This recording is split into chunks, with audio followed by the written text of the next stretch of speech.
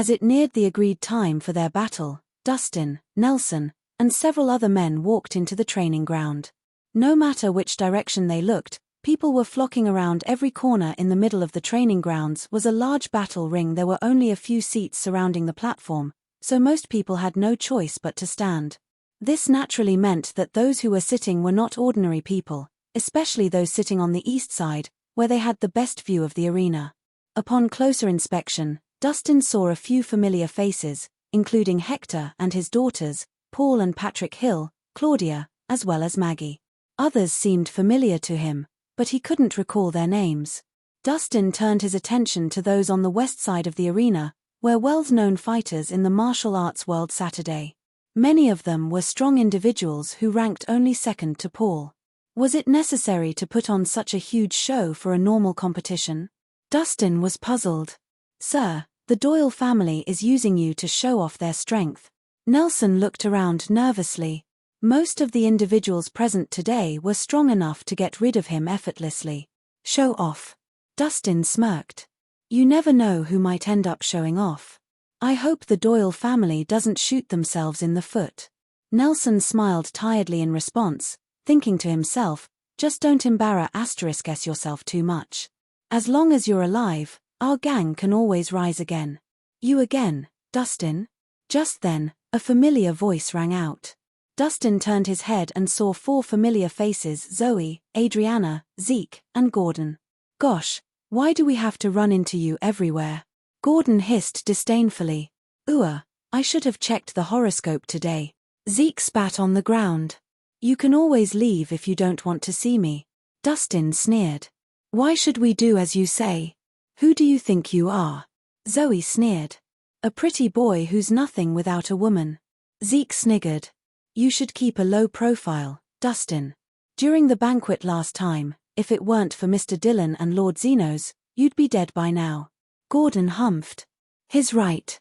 It's a miracle that you're still alive after challenging Tyler Grant. You should appreciate your life."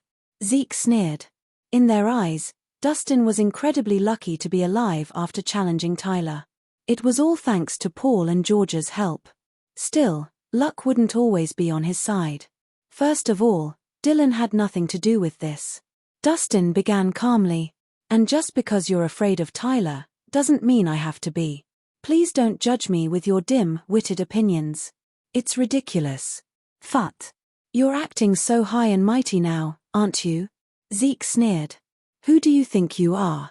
You're nothing without the Harmon family's protection. Dustin, you should know where you stand. Don't think you're so important just because you've met some high-ranking people before. You're just like salesmen who are always eyeing wealthy people." Zoe jeered. For some reason, there were always people who thought highly of themselves despite being nobodies. "What the fuck are you guys talking about?" Nelson exploded before Dustin had a chance to get angry. If they had been anywhere else, the Flame Dragon disciples would have killed these people for belittling their leader. "Phut. You even have bodyguards now?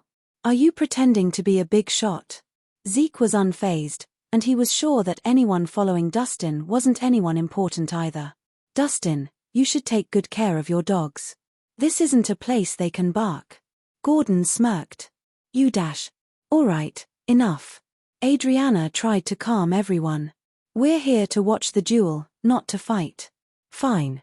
Since Adriana is the one asking, we'll forgive those idiotic bastards." Gordon put on a generous font. Still, Dustin couldn't care less about them.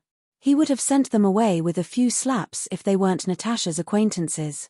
He wondered where they learned such vulgar behavior. "Guys, I'm curious. Who is the leader of the Flame Dragon gang anyway? How did he find the courage to challenge Terry Doyle?" Zoe suddenly asked. "Well, I've heard about him before." Zeke immediately chimed in. "I heard that despite his young age, he's incredibly skilled and is Millsburg's newest talent. He even defeated Maniac." "What? Even Bennett Malcolm lost to him? He's incredible." Zoe was astonished. Maniac was well known in the martial arts world for his impenetrable body, and he could even fight off 100 opponents by himself. "Of course he is. No one would simply challenge Terry Doyle like that," Zeke stated proudly. "I wonder if he's a handsome fellow." I really want to get to know him, Zoe said excitedly. He's a mysterious figure who only started gaining fame recently, so although he's popular, not many people have seen him. Zeke shook his head. Actually, I know who he is, Gordon suddenly said, adjusting his collar snobbishly. You know him, Gordo? Zeke was surprised. I don't just know him, we're close acquaintances too. To tell you the truth, he only became the gang leader thanks to my help. Gordon smiled haughtily. That's surprising. I didn't know you'd be close to someone like that. You're awesome. Zeke gave him a thumbs up. Wow, how do you know so many people? Zoe's face was full of admiration. Oh, this is nothing. Gordon pretended to be modest, having mastered the skill of bluffing. Have you gotten addicted to bragging? What does our gang leader earning his position have to do with you? Nelson couldn't help but retort. Who do you think you are to question me? Gordon's face darkened. Listen up.